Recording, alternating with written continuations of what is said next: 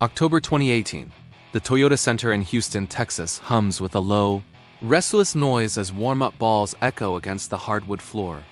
Near the three-point line, James Harden stands, dribbling slowly, deliberately. The rhythm is familiar now. One bounce. Two. A pause. Then the sudden sharp step back. The shot rises cleanly, untouched by any defender. Somewhere in the arena, a player guarding him hesitates, and in that hesitation, he is already defeated. This moment, this single move, matters because the NBA was starting to realize something deeply uncomfortable. James Harden wasn't just scoring points. He was exploiting the very structure of the game itself. Harden's journey to this point was anything but inevitable. Growing up in Los Angeles, he was often overlooked. Scouts and coaches saw a kid who was slow, unathletic, and lacked the explosive first step that defined so many NBA stars. At Arizona State, he compensated for this by relying not on raw speed, but on control-mastering angles, timing, and patience. When he entered the NBA in 2009 as the third overall pick, he arrived in a league still shaped by physical defense and rigid positional roles. Guards attacked the rim. Bigs protected the paint. Fouls were just an incidental part of the game, not a strategic weapon. In Oklahoma City, Harden thrived as a sixth man. He was incredibly efficient, but his game was compact, his minutes limited. He was a great player, but not a revolutionary one. Then, in 2012, he was traded to the Houston Rockets. The expectations were cautious. Everyone knew he would score more, but nobody predicted he would redefine what scoring even meant. What followed stunned the entire league. By the mid-2010s, Harden was putting up offensive numbers that modern basketball had never seen. His usage rate, the percentage of a team's plays he was involved in, climbed above 35%. He averaged over 29 points per game for multiple seasons straight. Then came the 2018-19 season, where he scored an astronomical 36.1 points per game, the highest average in over 3 decades. But it wasn't the sheer volume of points that unsettled the NBA, it was the method. Harden's game revolved around 3 core elements: relentless isolation, the devastating step-back three-pointer, and the uncanny ability to draw fouls.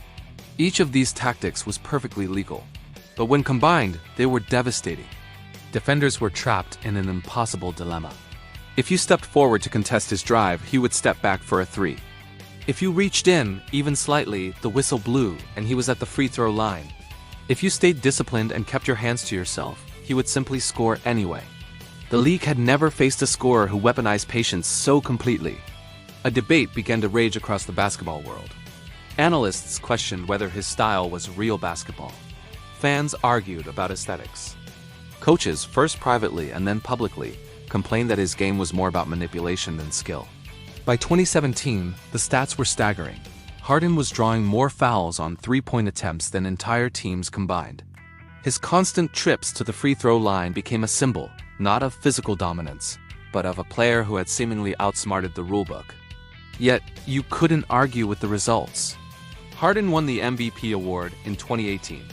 He led the league in scoring 3 times. His Houston Rockets teams consistently had one of the most efficient offenses in the league, year after year. Entire defensive schemes built for a different era of basketball collapsed under the sheer weight of his isolation and the spacing he created.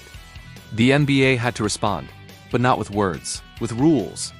The league office began to instruct officials to scrutinize unnatural shooting motions, the very moves Harden had perfected. They clarified the rules about an offensive player initiating contact. In 2021, a new point of emphasis was introduced, aimed at eliminating non-basketball moves. Harden's signature techniques, the arm hooks. The abrupt stops designed to draw contact, the exaggerated gathers were suddenly less effective. The whistles that once blew in his favor went silent. The impact was immediate and dramatic.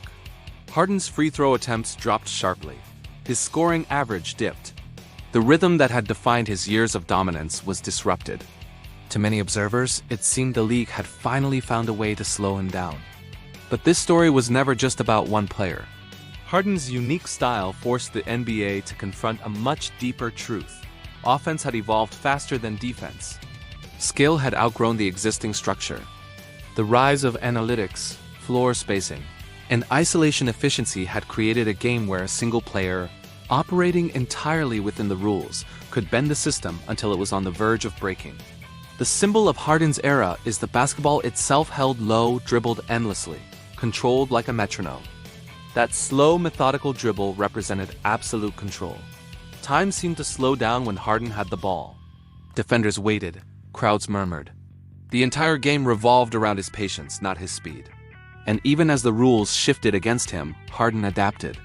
He transformed his game, becoming more of a facilitator and leading the league in assists. He sacrificed scoring titles to fit into new team structures.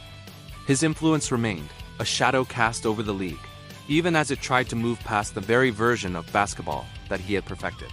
Today, James Harden's legacy is complex and fiercely debated, but it cannot be erased. He fundamentally changed how fouls are officiated.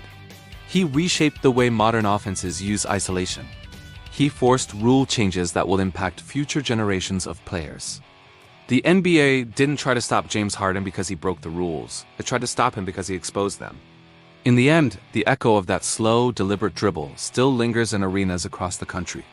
It's a quiet reminder that sometimes the most dangerous revolution doesn't arrive with speed or force, but with patience, precision, and the quiet confidence to let the system defeat itself. Thanks for watching. If you enjoyed this story, be sure to subscribe for more deep dives into the world of sports. We'll see you in the next one.